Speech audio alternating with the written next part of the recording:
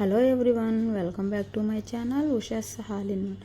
ఈరోజు వీడియో టమాటా పప్పు అండి. ఇది రెగ్యులర్గా చేసినట్టు కాకుండా కొంచెం వెరైటీగా చేస్తున్నాను.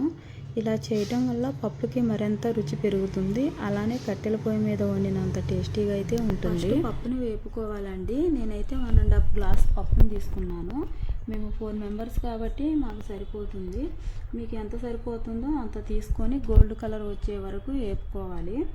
కలర్ మారే వరకు కలుపుతూ ఉండాలి, లేకపోతే పప్పు మాడిపోతుంది. టేస్ట్లో కూడా తేడా వస్తుందండి, చేదుగా అనిపిస్తుంది.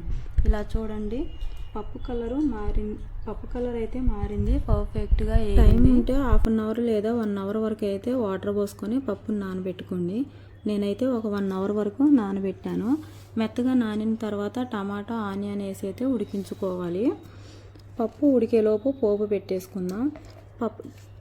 పప్పు చూడండి ఎంత పర్ఫెక్ట్గా ఉడికిందో, చూడటానికి ఎంత కలర్ఫుల్గా ఉందో. ఇంకా టేస్ట్ అయితే మామూలుగా ఉండదండి, సూపర్గా ఉంటుంది. రుచికి సరిపడా ఉప్పు, కారం అయితే యాడ్ చేసుకోవాలి. మీకు ఎంత తింటారో అంతవరకే కారం యాడ్ చేసుకోండి. మాది అయితే కొంచెం ఘాటు తక్కువగా ఉంటుంది. 1.5 స్పూన్ అయితే నేను కారం యాడ్ చేశాను. ఇప్పుడు టమాటా ముక్కలు, ఈ ఆనియన్ ముక్కలు మెత్తగా అయ్యే వరకు అయితే కలుపుకోవాలండి. పప్పు కర్ర కూడా అవసరం ఉండదు, ఇలా గరిటెతోటే మెత్తగా రుబ్బుకోవచ్చు. ఇది ఎంత మెత్తగా అయితే పప్పు అంత టేస్ట్గా ఉంటుంది అనమాట. ఇట్లా ఒక్కలు చెక్కలుగా ఉంటే మాత్రం టేస్ట్ అయితే అంతగా ఉండదు. చూడండి, ఇలా మెత్తగా అయిపోయింది. ఇలా మెత్తగా అయిన తర్వాత మనకు కావాల్సిన వాటర్ అయితే యాడ్ చేసుకోవాలి. నేనైతే ఒక పెద్ద గ్లాసు వాటర్ అయితే యాడ్ చేసుకున్నాను. ఇది మాకైతే సరిపోతుంది. ఎంత మీకు కావాల్సిన కన్సిస్టెన్సీలో మీరు వాటర్ అయితే యాడ్ చేసుకోండి. ఇప్పుడు మనం పోపులో మెయిన్ ఇంగ్రీడియంట్ అని చెప్పే కదా, 2 ఇంగ్రీడియంట్స్ అదేనండి. ఇప్పుడు వామ్ అయితే నేను వేసాను.